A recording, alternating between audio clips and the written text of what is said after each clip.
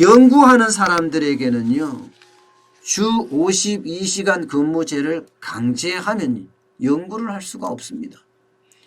연구하는 특성상 24시간 일할 수도 있는 게 연구의 기본적인 특성이에요.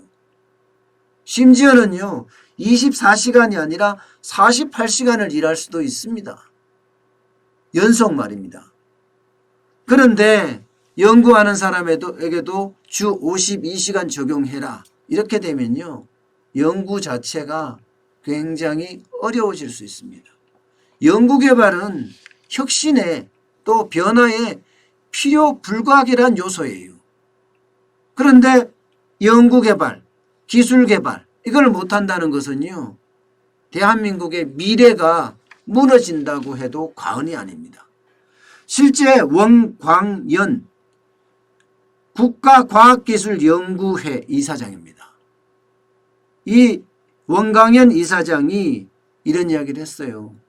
사무직이나 행정직에서 주 52시간제를 도입하는 것은 맞지만 연구직에서 만약에 도입한다면, 그것도 강제한다면 대한민국은 망할 것이다. 이렇게까지 이야기했습니다. 때문에 연구직에 대해서는 재량근로제, 탄력근로제 이런 자율적인 어떤 근무 환경을 위한 조정을 해야 한다는 이야기를 했습니다. 여러분, 국가과학기술연구회라는 조직은요, 산하에 25개 정부 출연 연구기관을 가지고 있고요. 예, 다시 말해서 연구하는 쪽에서는 대한민국 1등 집합제라고 할 수 있습니다. 현재까지는 15개 기관에 재량근로제를 지금 실시를 하고 있다고 해요. 재량근로제. 재량근로제라는 건 자기가 일하고 싶을 때 일하는 거죠. 그죠? 그럴 수밖에 없는 게 주 52시간제를 하니까 쉽지 않다는 거예요. 그래서 재량근로제를 도입을 하면서 뭔가 연구의 실적을 내보겠다 이런 생각도 하는 거거든요. 재량근로제라는 게 앞서 말씀드린 대로 선택근로제, 단위근로제, 유형근로제 이런 거예요. 근로시간을 측정하기 어려운 업무들 있잖아요. 또 이게 업무의 어떤 지속성이 필요한 일들, 예, 이게 끊겼다가 다시 가면 안 되는 일들 있잖아요. 그런 일에 대해서는 노사만 합의하면 근로시간을 정할 수 있게 해라 하는 거죠. 이거 중요합니다. 지금 대한민국을 망치고 있다는 게 바로 이런 거예요. 뭐든지 천편일률적으로 자꾸 적용하려고 하는 겁니다. 이게 대한민국을 망치는 거예요. 고등학교도 보세요. 고등학교도 자율형 사립고 다 없애고 외교 다 없애고 이러면 고교 평준화한다는 이야기인데, 여러분 평준화라는 것은요, 다 같이 못되자는 이야기하고 마찬가지예요. 능력 있고 머리 좋은 친구들은 좀 빨리 가게 만들어줘야죠. 그래야지 대한민국이 더 발전을 하죠. 이게 주 52시간 근무제도 마찬가지예요. 주 52시간 근무제가 꼭 필요한 곳 있잖아요.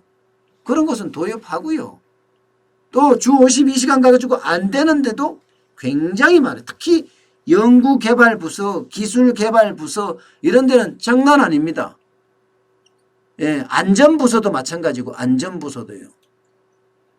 그렇다면 이런 쪽에는요, 뭔가 융통성 있게, 그죠? 재량으로 아주 유연성 있게 만들어야 되는 것 아닌가요? 이렇게 단편적이고 획일적으로 이렇게 한다 그러면요, 대한민국 진짜 망한다니까요. 미래가 없어져요. 연구개발은 특히 더 그렇습니다. 연구개발이란 자체가 창의성이나 독창성, 자율성이 굉장히 중요한 곳 아니에요? 그런데 6시 되면 컴퓨터 꺼지고 퇴근하고, 예, 이래서 어떻게 능력을 발휘하겠습니까? 밤샘 연구를 해서 혁신과 변화를 만들어내야 되는데 연구실이 불 꺼진 창이 돼버려요.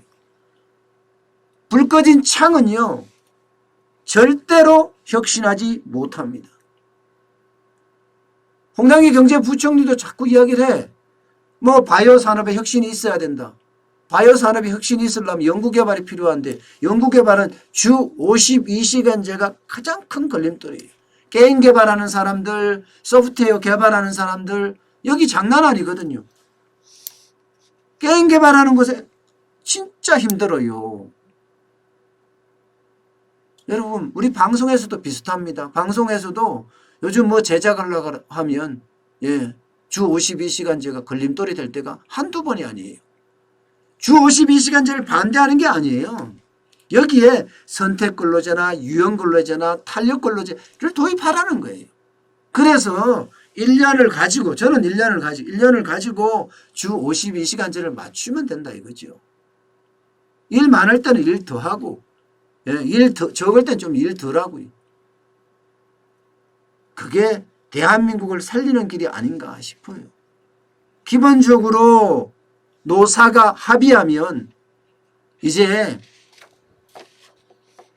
뭔가 들어줄 수 있는 그런 구조를 가져가야 되지 않을까 싶습니다.